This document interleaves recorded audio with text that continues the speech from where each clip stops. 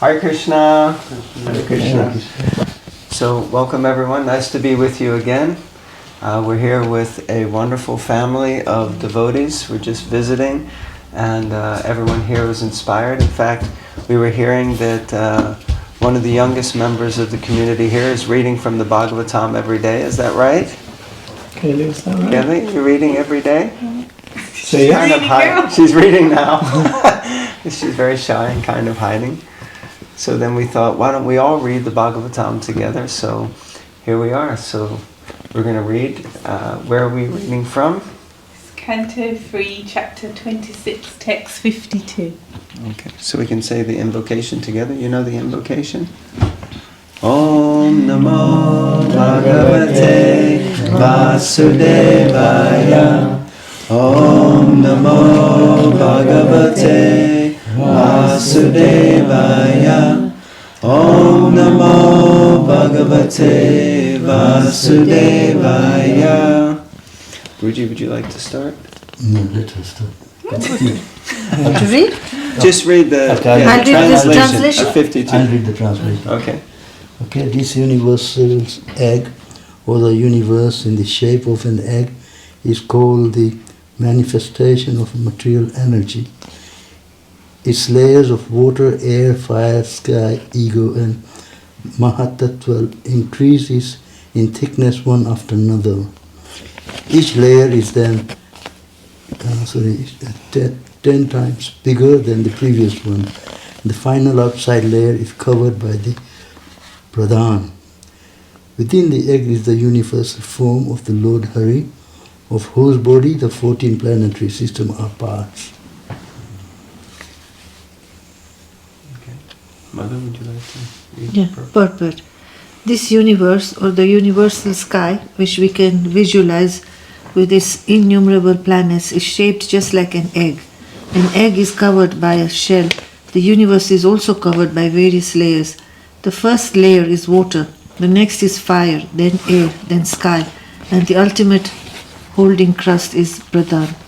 Within this egg-like universe is the universal form of the Lord, is the Virat Purusha.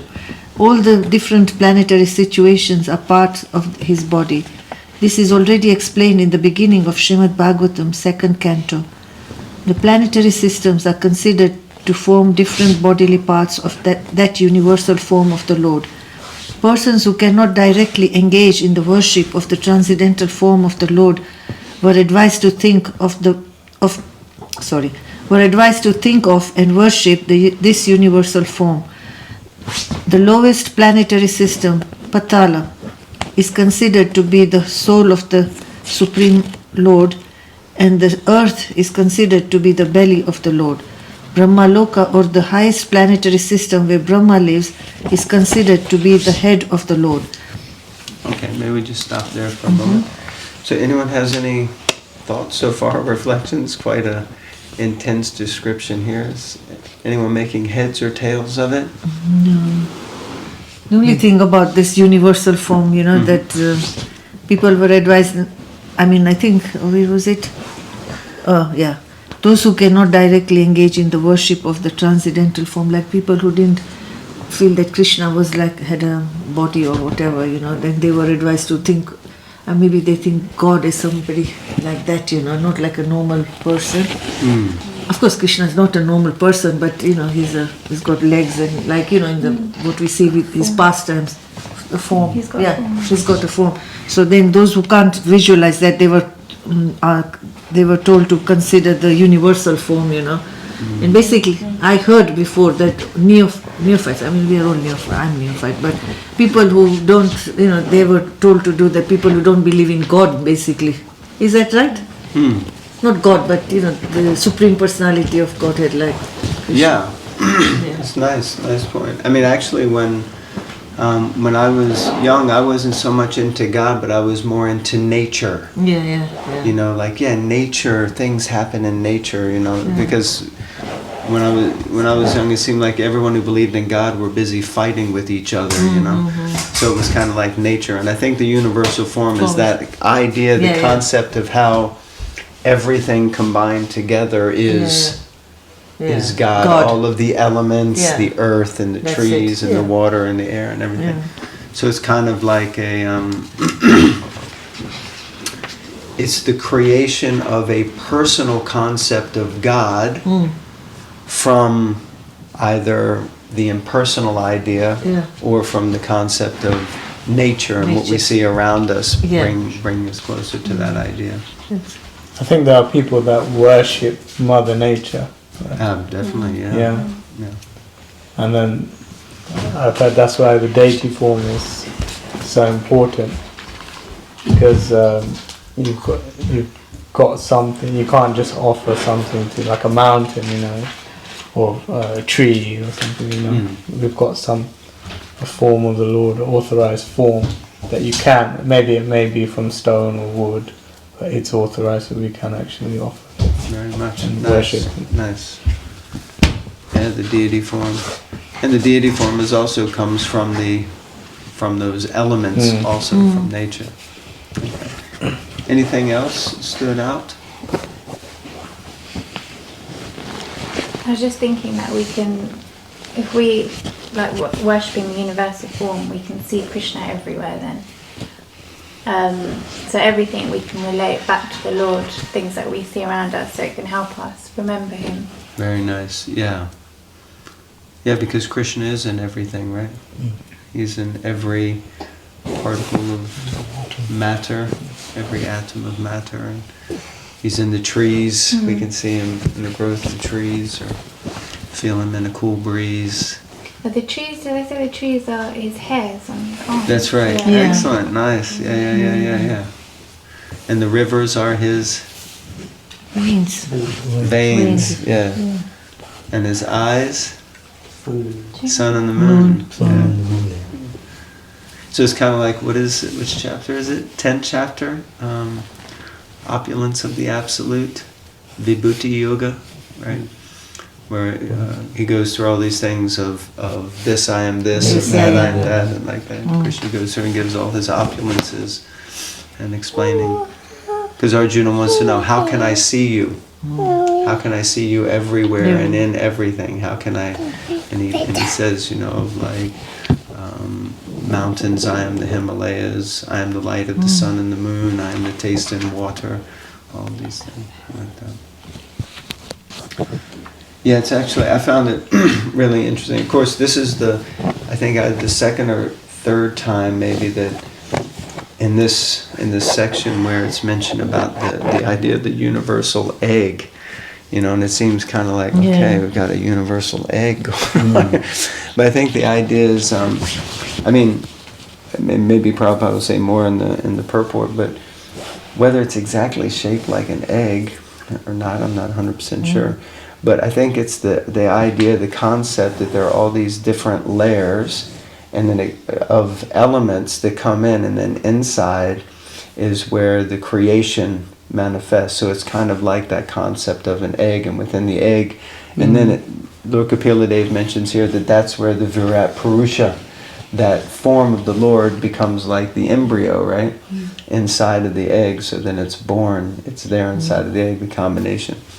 Before this, he was explaining so many ways how the pradhan is all of the elements unmanifest, and as soon as Vishnu glances upon the pradhan, he impregnates it and agitates the three modes, and that's when it becomes Mahatattva, and that's when all of the elements start to separate themselves out, and then they start to become independent and individual elements. And then later, when Lord Brahma comes, he takes those elements and manifests them into different material creations and combinations of the three modes of material nature. So that agitation, is that what we call the Big Bang?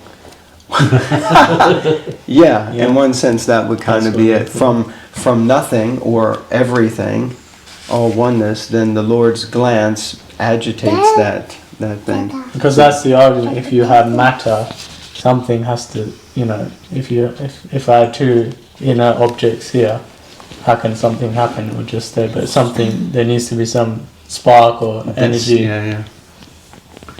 Yeah, so that spark is coming from Krishna, because he's the ultimate spark, and everything from Vishnu, he ignites it, impregnates it like that.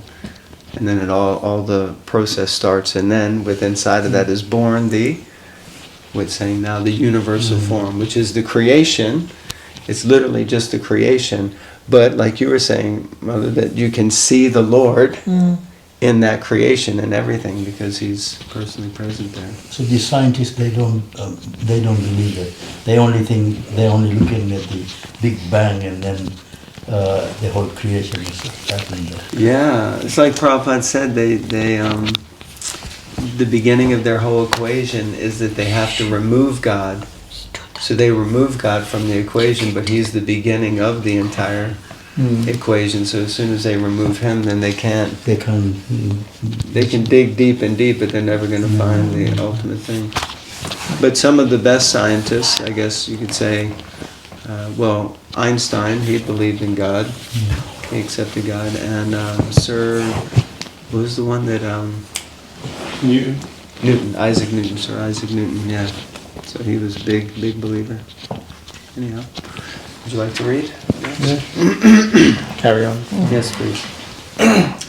The Virat Purusha is considered an incarnation of the Lord. The original form of the Lord is Krishna, as confirmed in Brahma Samhita, Adi Purusha. The Virat Purusha is also Purusha, but he is not Adi Purusha. The Adi Purusha is Krishna. Ishvara Parama Krishna Satchidananda Vigraha Anadi Adi Govinda. In the Bhagavad Gita, Krishna is also accepted as the Adi Purusha, the original. Krishna says, "No one is greater than I." There are innumerable expansions of the Lord, and all of them are Purushas or enjoyers. But neither the Virat Purusha nor the Purusha avatars, Karana Dakshaya Vishnu, Bhava Dakshaya Vishnu, and Shira Dakshaya Vishnu, nor any of the many other expansions is the original. In each universe there are Bhava Dakshaya Vishnu, the Virat Purusha, and Shira Dakshaya Vishnu. The active manifestation of the Virat Purusha is described here. Persons who are in the lower grade of understanding regarding the Supreme Personality Godhead may think of the universal form of the Lord, for that is advised in the Bhagavatam. Any thoughts?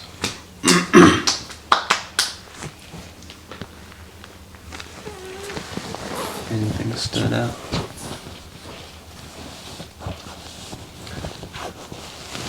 So, I mean, Krishna is saying he's the original, so I think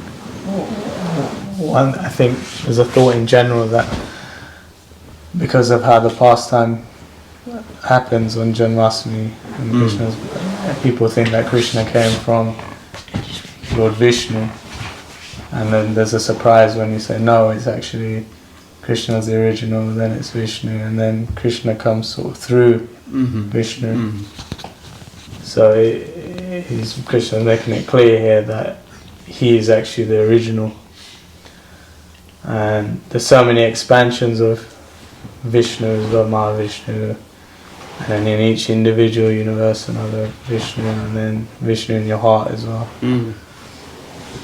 But they are not the original. Krishna is the original.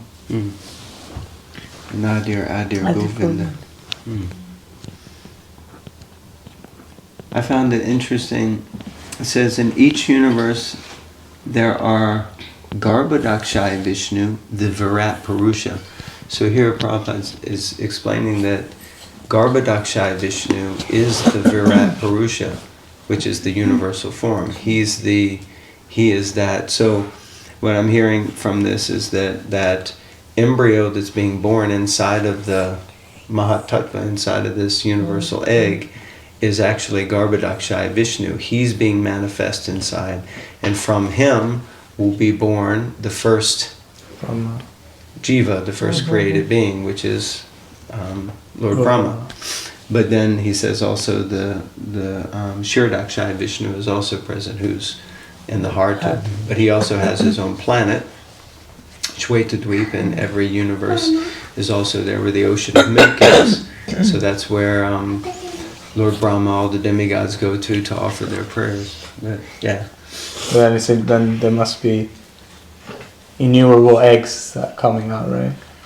Yeah, exactly. Well, this is all the with the inhalation or the exhalation rather of Mahavishnu, then all of these universal eggs are being manifested. Must be millions and millions and trillions. Innumerable. Innumerable. And then the inhalation, they all And then destroyed. inhalation, they all come back in. They merge back in. Merge back in. They're not destroyed, but they merge back in. They become pradhan again, so they become amalgamated. But the essence of the distinction of each individual is still there. Yeah. It's just until it becomes lit by that spark of the the fertilization of the glance of Vishnu, it just remains dormant. But as soon as he glances upon it, immediately it becomes excited and begins to separate out. Anyway, it's quite far out, right? Yeah. So what happens when the jiva, they all go back again, and then when they come out again, they remain they come out in different bodies again. Yeah, with different manifestations. But that consciousness, I mean, at least what I've understood is the consciousness remains according to certain karmic actions and impressions that have been made. So all of that's still there. So when that soul comes out again, then the body is created.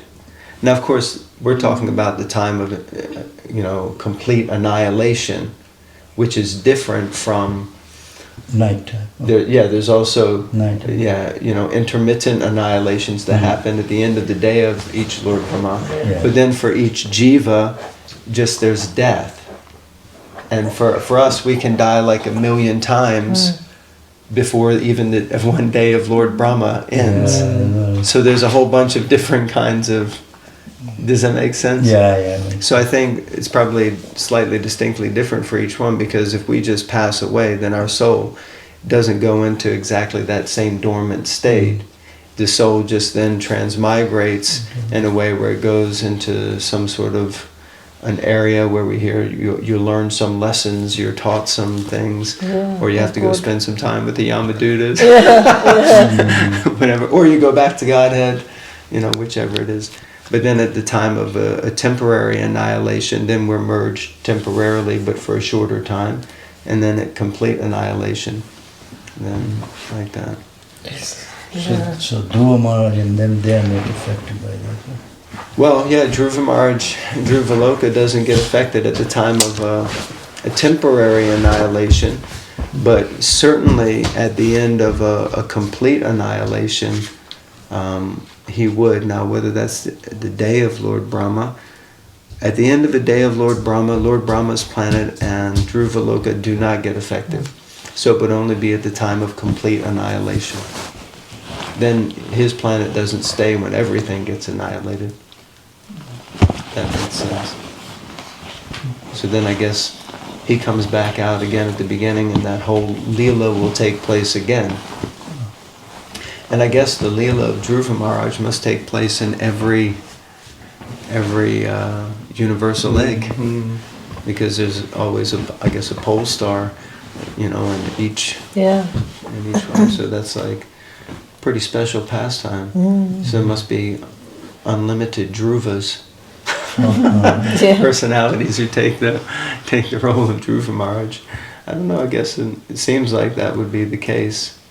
If the universal structure is the same within each universe, although it's subtly different in different ones, though, because Lord Brahma sometimes has 4 heads, sometimes can have 1,000,000 heads, or 1,000 heads, or 16 heads, or so. I guess there are always distinctions, so maybe it's not. Anyway, that's a good question. There's two aspects. Whenever I hear about creation, you feel insignificant in terms of the size of how, we think of this earth and then the galaxy, universe, and then how many universes. But also I always think about time as well, because in just that one exhalation, inhalation, so much happens, so much time passes. And if we think about our lives, which may be 70, 80, 90 years, it's just nothing, right? Nothing. Anyone else?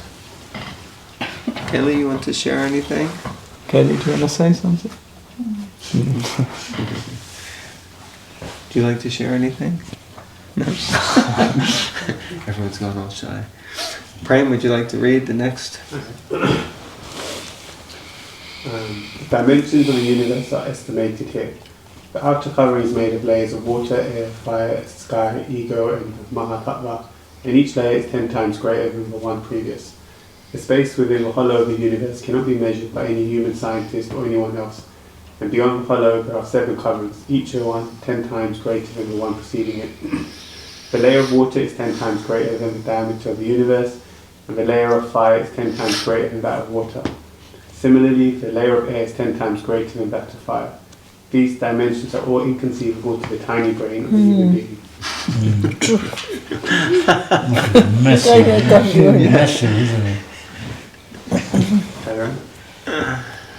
It is also stated that this description is of only one egg-like universe.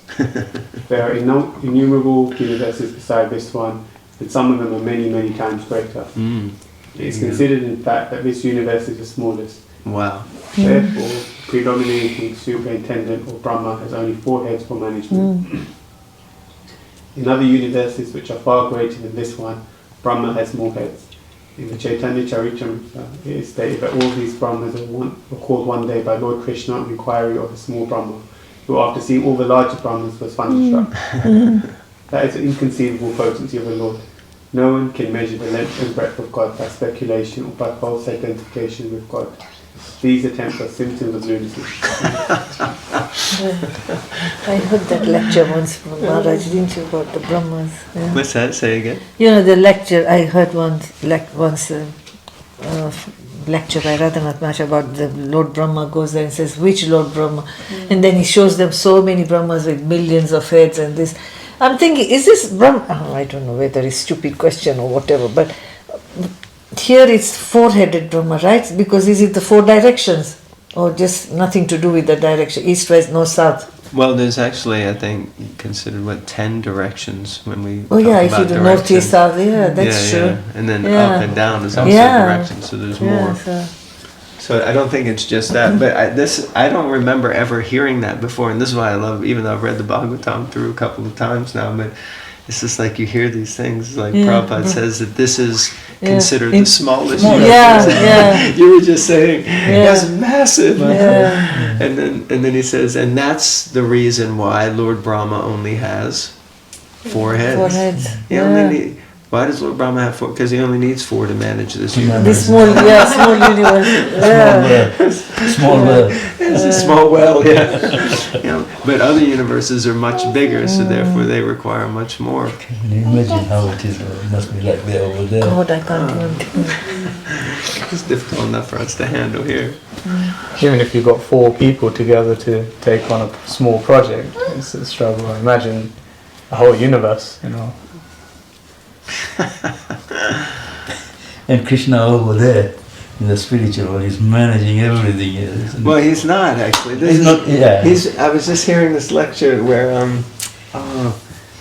It is mean. Chaitanya Charitamrita, Prabhupada tells him one purport about. I think it was actually one of his godbrothers, a German devotee or European devotee. He says in Chaitanya how he went and studied. Went to all the different temples, right, in India, and then in the end he said, Krishna is definitely God. And someone said, but how do you know? He said, because every other temple I went to, they all had some weapon, or they had some this or some that. He said, but when I went to the Krishna temple, he was just holding a flute, smiling and laughing next to his girlfriend. And he said, that I knew. This is what God would do. He would just be enjoying himself, so he's just enjoying.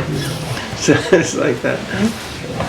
But actually I was thinking when you said 4 heads to manage the universe. And but still when Lord Brahma brought everything into creation, then there was almost problems from the very beginning. I mean, the first thing was the 4 Kumaras came, and he said, okay, so I have a service to do, and he was given a service by Krishna. And so he said, look, now you've come into creation. I need you to create others. And they said, no, we're not going to. And then he became angry, and then from his forehead came Rudra, Shiva form. And so then, immediately there's all these different things kept happening. And then, the deluge of the earth and so many things. So it's like from the beginning, problems. So actually, we should be surprised.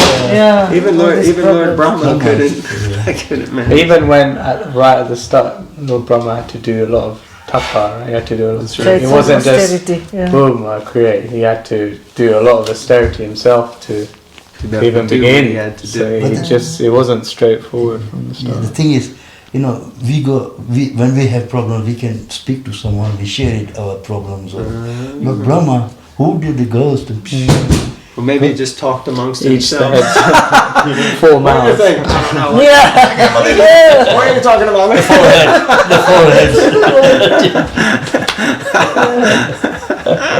Foreheads is better than one. That's true. They say that, don't they? Krishna. Okay, maybe we can conclude here. We usually just keep it short and sweet. And I think we're losing part of our audience. Hard to keep the kids captivated in this one. So, anyway, I just want to say thank you very much. It's wonderful to sit and read the Bhagavatam together. It was nice, actually. It was nice. The whole family together. Yeah. Anyway, everyone can do this anywhere, wherever you go.